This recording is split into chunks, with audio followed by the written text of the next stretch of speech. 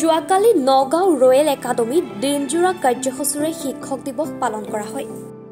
প্ৰত্যেকগৰাকী ছাত্ৰ ছাত্ৰীৰ মুখত ডক্টৰ সৰ্বপল্লী ৰাধাকৃষ্ণনৰ গুণানুকীৰ্তন, কলম ফুল আৰু ফুলাম গামোচাৰে আদৰণি জনাই শিক্ষাগুৰু। অসমীয়া, ইংৰাজী আৰু হিন্দীত গীত গাই সুন্দৰ প্ৰদৰ্শন কৰে শিক্ষাৰ্থীসকলে। এক ব্যতিক্ৰমী আৰু অন্যান্য ৰূপত শিক্ষক দিৱস উদযাপন নগাঁও ৰয়েল একাডেমীত। ইয়াৰ উপৰিও শৈবৰগাঁও অঞ্চলৰ চৰকাৰী আৰু ব্যক্তিগত খণ্ডৰ শিক্ষানুষ্ঠানসমূহেও উলহ মালহেৰে উদযাপন কৰে শিক্ষক দিৱস। Nagaon Marcus academy, Kenduguri Marcus academy, Genius senior secondary school, Sonai academy, Toppers academy, Royal academy আৰু নগাঁৱৰ ডক্টৰ সৰ্বপল্লী ৰাধাকৃষ্ণনৰ মহাবিদ্যালয়তো দিনজোৰা কাৰ্যসূচীৰে দেশৰ দ্বিতীয়গৰাকী ৰাষ্ট্ৰপতিৰ জন্মদিনটো শিক্ষক দিৱস হিচাপে পালন কৰে। আজি এই শিক্ষক দিৱস উপলক্ষে ৰয়েল একাডেমীত আহি বহুত আনন্দিত হৈছোঁ আৰু দেখা পাইছোঁ যে ইয়াৰ ষ্টুডেণ্টসকল যথেষ্ট এক্টিভ। ষ্টুডেণ্টসকলে প্ৰগ্ৰেমটো মেইনলি ষ্টুডেণ্টসকলে পৰিচালনা কৰিছে আৰু তেওঁলোকে যেনেকৈ পৰিচালনা কৰিছে তেওঁলোকক আশাব্যঞ্জক। তাৰ কাৰণে মই ভাবোঁ যে ইয়াৰ যিবিলাক টিচাৰ্ছ আছে, টিচাৰ্ছসকলৰ তেওঁলোকে যেনেকৈ গাইড কৰিছে সেইটো শলাগিবলগীয়া। আৰু টিচাৰ্ছ ডে আজি এটা এই বিশেষ দিন। এই দিনটোৰ জৰিয়তে আমি টিচাৰ্ছসকলক তেওঁলোকৰ কণ্ট্ৰিবিউশ্যন যিটো আছে সমাজৰ প্ৰতি, দেশৰ প্ৰতি, তাৰ কাৰণে আমি তেওঁলোকক ধন্যবাদ জ্ঞাপন কৰোঁ আৰু তেওঁলোকক আমি এনকাৰেজ কৰোঁ যাতে তেওঁলোকে আমাৰ ল'ৰা ছোৱালীসকলক ওপৰতে পৰিচালনা কৰিব পাৰে। যে মই ভাবোঁ আমাৰ এই ৰয়েল একাডেমীও ইয়াত যিসকল টিচাৰ্ছ মই আজি লগ পাইছোঁ তেওঁলোকৰ যিটো প্ৰচেষ্টা, এই প্ৰচেষ্টা শলাগিবলগীয়া। ষ্টুডেণ্টসকলৰ কাৰ্যপন্থা দেখি পেলাই মই আজি কনভিন্স হৈছোঁ যে ইয়াৰ পৰাও আমি আমাৰ এই স্কুলৰ পৰাও আমাৰ ভাল ভাল ষ্টুডেণ্ট ওলাব।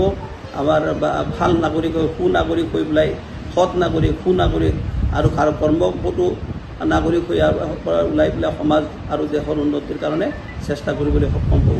গতিকে আজিৰ এই দিনটোত মই এই ৰয়েল একাডেমীৰ যিসকল টিচাৰ্ছ আছে সেই টিচাৰ্ছসকলক তেওঁলোকৰ প্ৰচেষ্টাৰ কাৰণে, শিক্ষক ষ্টুডেণ্টবিলাকক জীৱন গঢ় দিয়াত তেওঁলোকৰ যিটো প্ৰচেষ্টা তেওঁলোকে লৈছে তাৰ কাৰণে তেওঁলোকক শলাগ লৈছোঁ। আজি পবিত্ৰ শিক্ষক দিৱস। শিক্ষক দিৱসৰ দিনা মই পোনপ্ৰথমে মনত পেলাইছোঁ প্ৰাইমাৰী স্কুলত আমি যেতিয়া পঢ়িছিলোঁ সেই শিক্ষাগুৰুসকলৰ কথা প্ৰথমতে আমি ৰোমন্থন কৰিছোঁ, শ্ৰদ্ধা জনাইছোঁ, ভক্তি জনাইছোঁ আৰু যিসকল শিক্ষাগুৰু ইহ সংসাৰৰ পৰা বিদায় হৈছে তেওঁলোকৰ আত্মাৰ সদ্গতি মই কামনা কৰিছোঁ।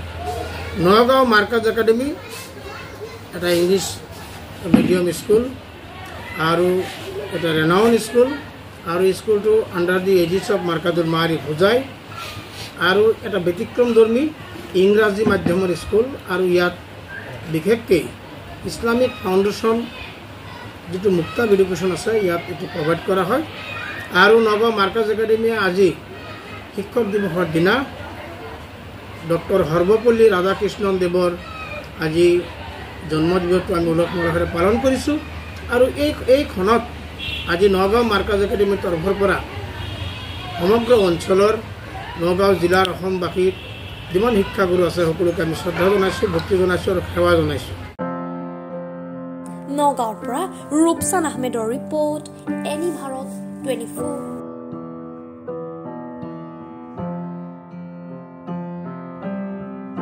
নমস্কাৰ, মই উৎপল দাস আৰু আপোনালোকে চাই আছে এনি ভাৰত। আৰু আপোনালোকক জনাবলৈ পাই মই বহুত সুখী হৈছোঁ যে আমাৰ সকলোৰে মৰমৰ শ্ৰদ্ধা জুবিন গাৰ্গৰ গীতসমূহৰ ভিত্তিত এটা খুব সুন্দৰ ৰিয়েলিটি শ্ব' এনি ভাৰতে আয়োজন কৰিছে, জুবিনৰ গানে কি আনে। এই প্ৰথম ছিজনটোত অডিশ্যনছ আৰম্ভ হ'ব আগষ্টৰ পৰা অসমৰ বিভিন্ন জিলাত। গতিকে মই সমূহ কলাকুশলী, বিশেষকৈ যিসকল প্ৰতিভাশীল গায়ক গায়িকা আছে আমাৰ সমাজত, তেওঁলোকলৈ মই এটা আহ্বান জনাইছোঁ তেওঁলোকে প্ৰস্তুত হওক এই ৰিয়েলিটি শ্ব'ৰ বাবে। আৰু তাৰিখটো হৈছে 15 আগষ্ট 2024 চন। এনি ভাৰতৰ অডিশ্যন জুবিনৰ গানে কি আনে।